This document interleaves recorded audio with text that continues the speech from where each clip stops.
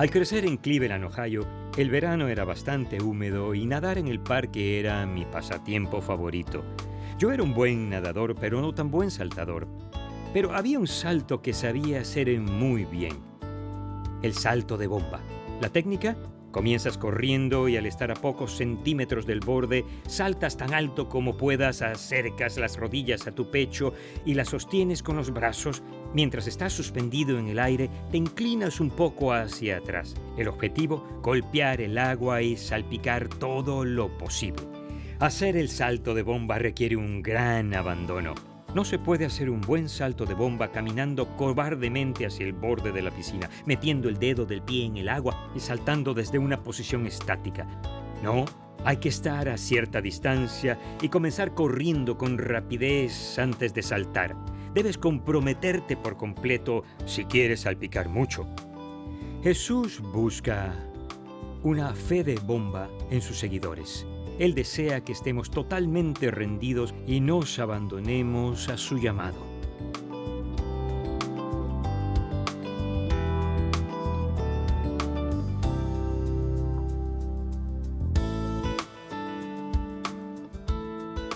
Cuando Jesús enseñaba sobre el discipulado, casi siempre hacía que fuera de compromiso total, tal como el salto de bomba.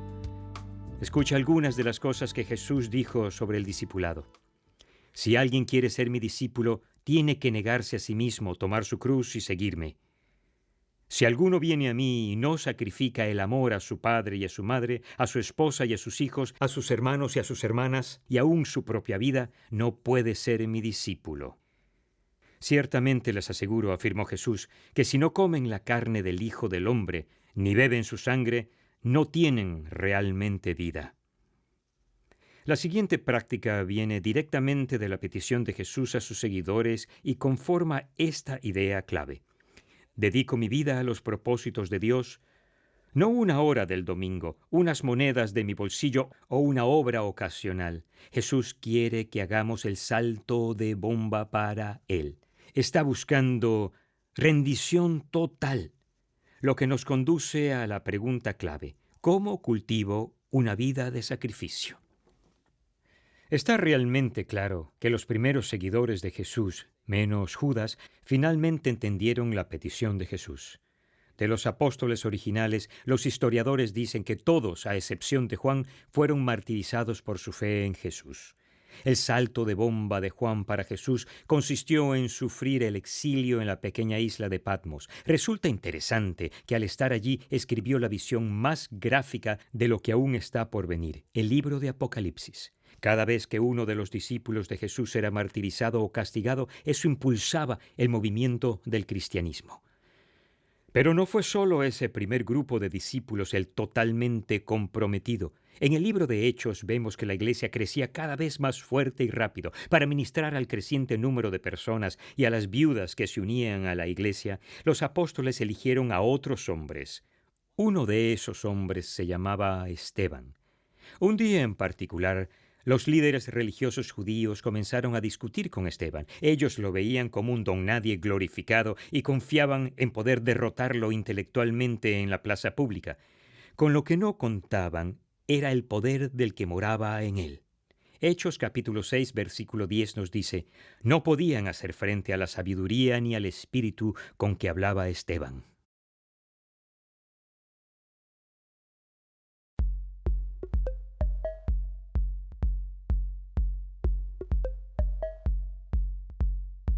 No mucho después de que Jesús resucitara de la muerte y regresara al cielo, sus seguidores viajaron por la región, hablándole a la gente acerca de lo que él había dicho y hecho. Como resultado, muchas personas decidieron convertirse en seguidores de Jesús. Muy poco tiempo más tarde, el grupo de sus seguidores creció desde unos 150 hasta varios miles de personas. Muchos líderes religiosos y del gobierno se sintieron amenazados por este creciente movimiento, de modo que hicieron todo lo posible por intentar evitar que las personas enseñaran acerca de Jesús. Se enfocaron en un seguidor de Jesús en particular, llamado Esteban, difundiendo rumores de que él decía cosas blasfemas sobre Dios. El rumor se extendió y finalmente Esteban fue arrestado y llevado delante del Sanedrín, un grupo de sacerdotes designados para gobernar la zona. Varios testigos se presentaron y testificaron contra Esteban, afirmando que él proclamaba que Jesús iba a regresar para destruir el templo judío y cambiar las leyes que fueron dadas por Moisés. Cuando el Sanedrín observó a Esteban, su cara parecía como la de un ángel. El sumo sacerdote le preguntó, ¿son ciertas estas acusaciones? Esteban comenzó hablando sobre Moisés, como él había hablado en nombre de Dios y librado a los israelitas de la esclavitud en Egipto. Sin embargo, los líderes religiosos en los tiempos de Moisés lo rechazaron, al igual que a muchos de los otros profetas que Dios había enviado a lo largo de los años. Finalmente, Esteban comparó al Sanedrín con aquellos líderes, diciéndoles que ellos eran responsables de haber llevado a Jesús a la muerte. Cuando los del Sanedrín oyeron eso, se pusieron tan furiosos que se lanzaron sobre Esteban, lo sacaron fuera de la ciudad y comenzaron a lanzarle piedras.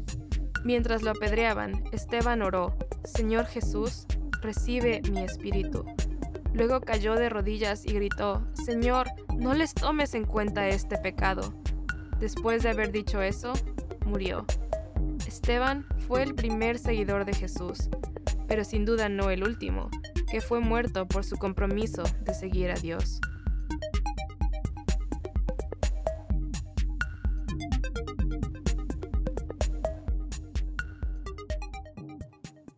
Con valentía, Esteban se puso de pie y solo les contó la historia de Dios como había pasado cronológicamente, comenzando con Abraham, el principal hombre judío.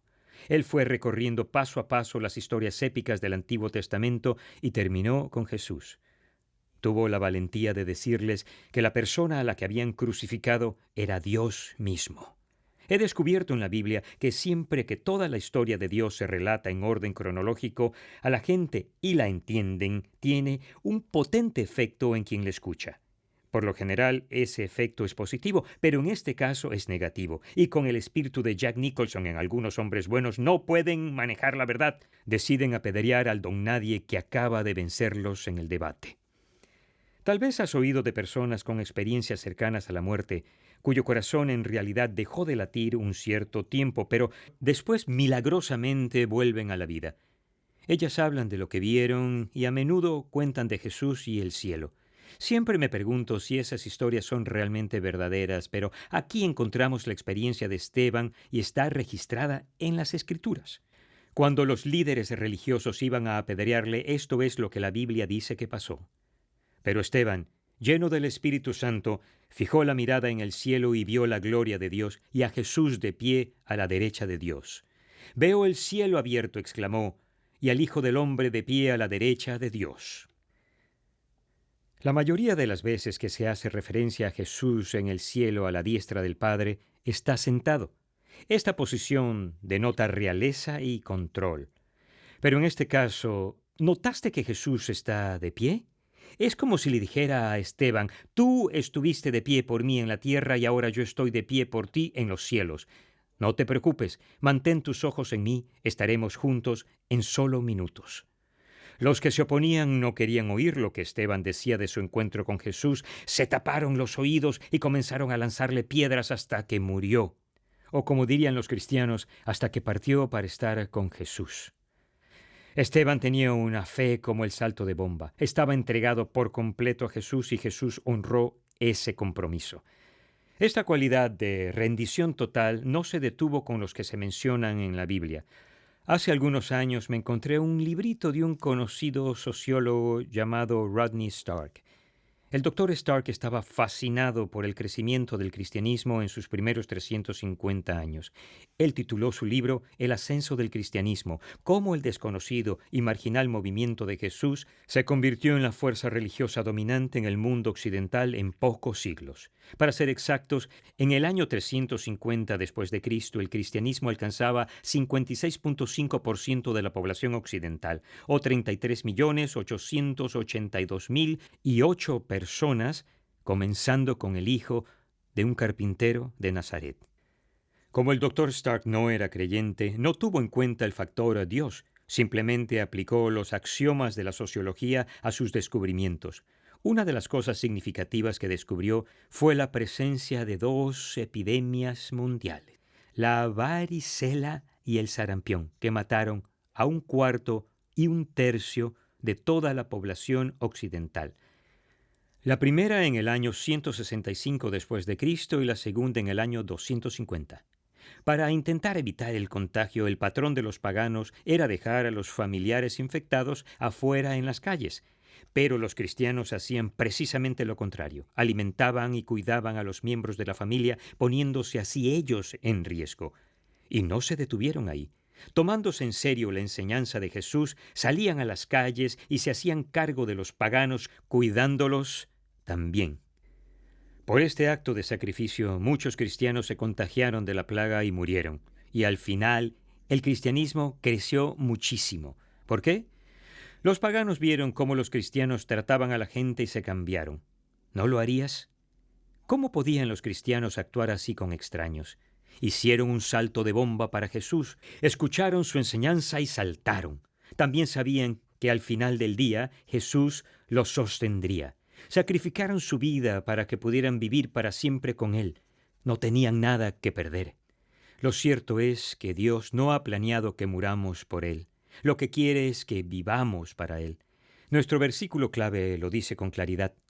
Por lo tanto, hermanos, tomando en cuenta la misericordia de Dios, les ruego que cada uno de ustedes en adoración espiritual ofrezca su cuerpo como sacrificio vivo, santo y agradable a Dios. Pablo escribe este famoso versículo en Romanos capítulo 12, versículo 1.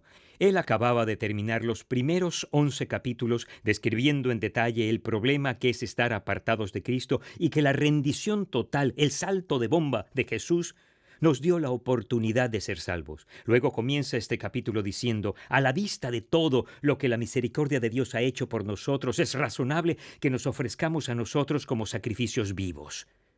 Cuando lo piensas, no es una petición tan grande a la luz de donde estamos sin Jesús. ¿De acuerdo? Claro, ser un sacrificio vivo es más desafiante que ser un sacrificio muerto. Los sacrificios vivos siguen bajándose del altar. Yo lo hago.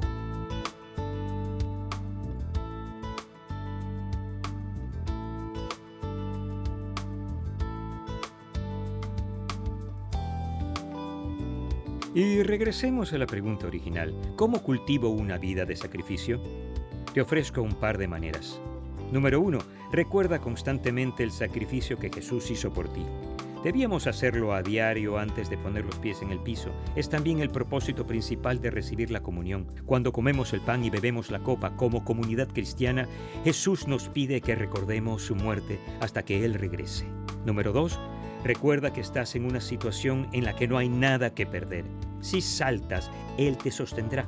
Tenemos la promesa de la vida eterna. Esta vida no se compara a la vida que vendrá, la vida eterna. Si Jesús dice salta, la respuesta debería ser ¿a qué altura? ¿Qué piensas? Esta es la práctica espiritual definitiva que Jesús mismo nos pide. Mi recomendación para ti, sitúate a cierta distancia y comienza a correr rápido. Cuando estés a poca distancia del borde, salta lo más alto que puedas. Entonces acerca tus piernas al pecho y sosténla con los brazos. Al estar suspendido en el aire, inclínate un poco hacia atrás. El objetivo, salpicar lo más que puedas para Jesús en esta vida. Si estás de acuerdo, di, yo dedico mi vida a los propósitos de Dios.